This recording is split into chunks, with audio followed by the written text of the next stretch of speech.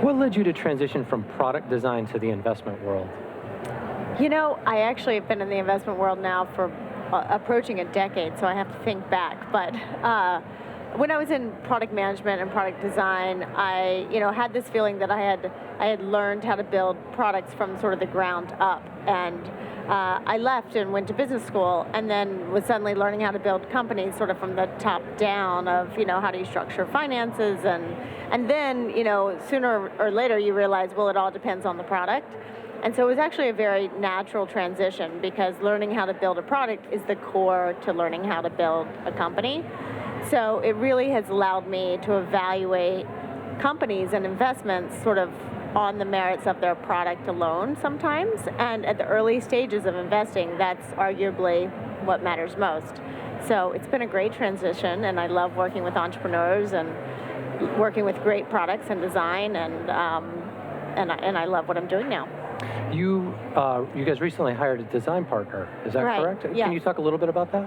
Yeah, so since I've been at NEA, we've done many things in the design world. I brought together a few years ago something called the Design Studio to help transition designers into the world of entrepreneurship. And one of the key advisors we brought to that program was a gentleman by the name of Albert Lee, who had been at IDEO and just has a great way of helping entrepreneurs think through the first steps of becoming designers think through the first steps of becoming entrepreneurs. And likewise, he's helped entrepreneurs think through how to really infuse design thinking and design culture into their companies. And we thought he was so great that we said we want more of that. And we brought him into NEA to specifically help our companies, some of which were founded by designers, many of which were not founded by designers. So he's been spending almost all of his time since he started working with our portfolio exclusively to help them infuse the design thinking. He usually gets involved right at the stages where they're creating a new product or project, and he's helping them think through what's the value prop, who are the key stakeholders, who are the personas of types of people that you're going after, and then let's think about building and designing and constructing the product. So it's been a great way to kind of infuse those legs of the stool into our companies. Now, a lot of people will say that good design offers a competitive advantage, but is it actually a must-have at this point? I think it has. I think it has become a must-have, especially in the world of mobile and tablet technology, where your interaction with products is not about hunting and pecking anymore. Even for those of us who had the patience to do that originally on the web, there's no one that has patience for that on mobile technology today. Design is a must-have. There's a lot of ways to obtain that. There's, design agencies. There's, just a single designer you can hire into the company. But the ones that we see that really kind of still use it as a competitive advantage are the ones that really have, I keep saying the phrase design thinking, but what I'm really talking about is design roles throughout the company. So even the CEO, really values and thinks about design on a daily basis. Designers are paired with engineers rather than just having, okay, we tick the box with one designer in the company. So at every layer of the company, they're really layering in the importance of design. What companies or products do you feel showcase exemplary design?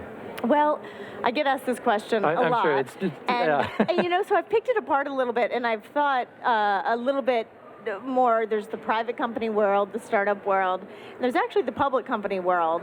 And what I think is most interesting is if you look at the public company world and you think about the companies that have really infused design into their brand, into their company, for decades, some of them centuries. Companies like, IBM, Coca-Cola, Apple's an obvious one, Starbucks. If you put together all of those companies, and somebody did, DMI, or a design thinking organization, they put together all those companies and tracked their stock prices as compared to the S&P over the past 10 years, and they actually have outperformed. Just that subset, just that index, if you will, has outperformed the S&P by something like 200%. Wow. So it's pretty remarkable that actually is not just a competitive advantage, it's a value accrual advantage. Sure. If you really have incorporated this type of design thinking and design culture and obviously output of design into your product, and you stick to it over time in a very consistent way. Think about Coca-Cola, consistency over time.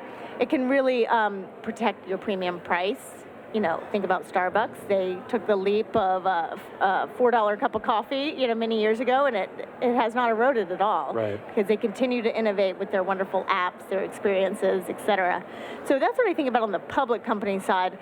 On the private company side, there's the obvious ones that are becoming classic, like Pinterest. Mm-hmm. There's a couple in our portfolio that we love around design.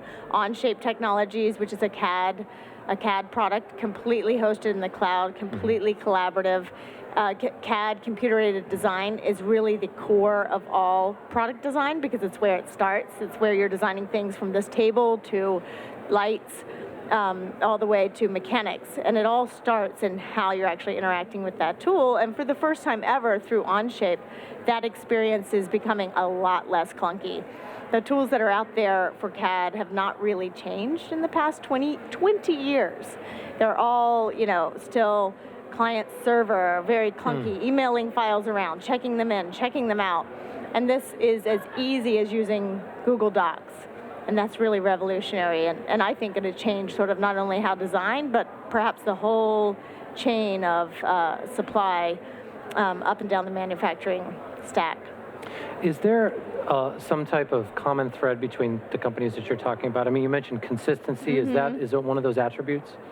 I think consistency, it really, the common thread, I think, people often look to products and they say, what's common about these products, that are all greatly, so wonderfully designed? The common thread actually starts in company structure. And that's the common thread, I think, between all of them. They all have big organizations designed specifically, no pun intended, to focus on design throughout the company. And it's not just, one person sitting away in the office saying, okay, now will you slap some design onto this idea? It's, people being paired, designers and engineers, teams that incorporate design thinking and value right at the top, starting with the CEO on down, and realizing that it's so important to protect that, if you will, brand that comes out of great design. So Coca-Cola, like I said, they really haven't changed that much over the past century. Right, yeah, that's an excellent one. So there's just a commitment, right? There's a true commitment. It's not bolted on, it's not thrown over a wall. It's something that they've invested in, and that's followed through and probably manifested in the consistency that you were talking about before. Right. How do you see the connection between design, startups, and consumer adoption evolving over the short term, say the next 2 years or so? Design, startups, and consumer adoption. Well, design certainly accelerates adoption, and then when you're on the spectrum from enterprise to consumer type of companies, generally the thought is design is much more important over on the consumer side because it's the first thing that consumers do. Consumers are very fickle. They're very, their attention spans are about this big. They've got other things, so you've really got to grab their attention and hold it. But that's becoming more and more true on the enterprise side as well, because enterprise, workers, for lack of a better word, are the same as consumers. Right. We're all the same people. Yeah. So we're increasingly thinking about products the same way, and we're able to, inside the enterprise, use and adopt products as easy as consumers do these days. There's no top-down hierarchy of IT organizations saying you have to use this product. I know you hate it, but you have to use it because it checks all these boxes. Right. Enterprise consumers are able to, pick their own products for the first time, and they spread virally. So design is increasingly important, more so important on that side, I would say, even than on the consumer side these days, because it's new and kind of the Wild West out there. That's really interesting. We are all the same people, so our threshold for dealing with something on the consumer side, presumably on the enterprise side, we don't just kind of oh, well, it's enterprise, we'll let anything go. Right. Last question for you. What people or projects are you following these days? I always go to, specific types of blogs and more regularly conversations with people that I respect in the design world. People like Albert Lee, who's at NEA now, and Liz Danzico, who's at NPR and at SVA in New York. She's a preeminent design thinker.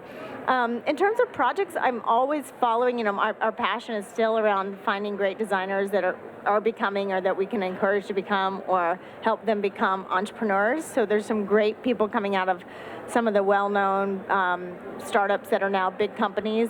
And I'm always tracking those types of designers and trying to help them, start their next project. Great. Well, thank you for being with us. Appreciate it. Thank you.